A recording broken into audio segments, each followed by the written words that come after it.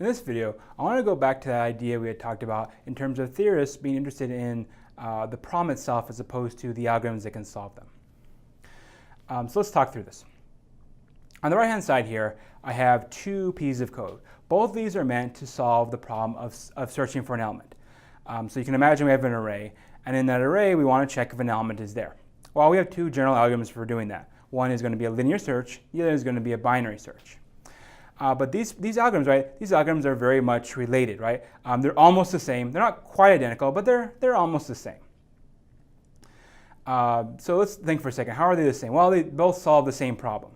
So if I have an array and it's sorted, then I can give it to either of these algorithms, and for that, and then either of them, right? I can expect to find out, is this element in that array? Now, one of these, right, will run faster. If I use the binary search algorithm, that will actually return me true or false, right, in logarithmic time instead of linear time, like for the first one. But overall, right, they're solving the same problem, right? Or they can solve the same problem, right? Checking to see whether an element is in a sorted input array.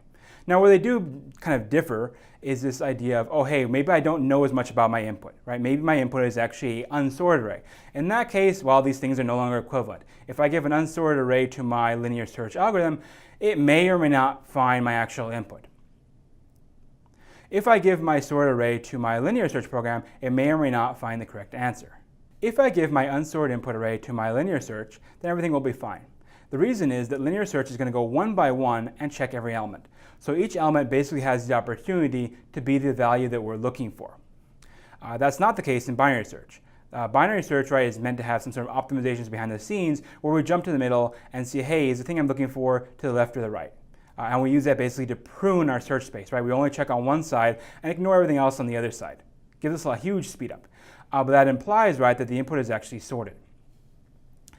So that, right, if we give it an unsorted input, basically the question is, what will it give us, right? It typically will just give us a miss because every time you do kind of a jump, an iteration of the algorithm, you're going to throw away half of the input. But if half of the input's unsorted, well, then there's a 50% chance you're sorting away the target. So really, it won't work at all.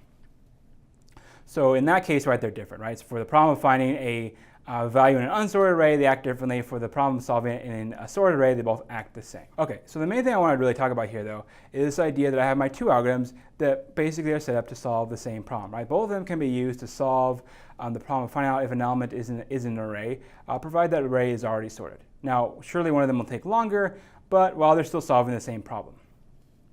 But it might make us ask the following question.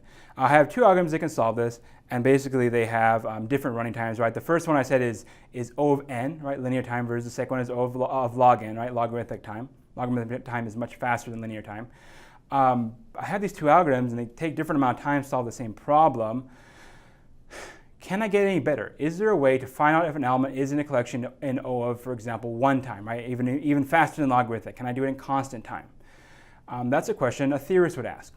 And the issue is, well, it's hard to tell. It's really hard to tell because what we have up on the screen is just two potential solutions to this one problem.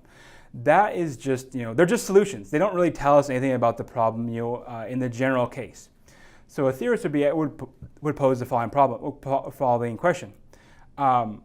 What is the fastest algorithm that could solve a problem? Or what is the minimum amount of work that this problem needs in order to be solved? Right? What is the best I could possibly do? Right? Is there a constant time algorithm for solving this problem? That's a very interesting thing to think about. And we won't talk about in this section because we have a lot of other things to talk about. But eventually, when you get to sorting, an interesting result there is that people have indeed showed how fast you can sort an input array of data. There's actually what they call a lower bound. Right? No algorithm in the world can hope to beat that lower bound. That means that basically once we have an algorithm that runs as fast as that lower bound, we don't have to worry about trying to find one that's faster because we know the best that we can possibly have. The key though, right, and also the trouble for us, is that it means we have to characterize or understand the problem instead of the algorithm. And that's a little bit advanced for us right now.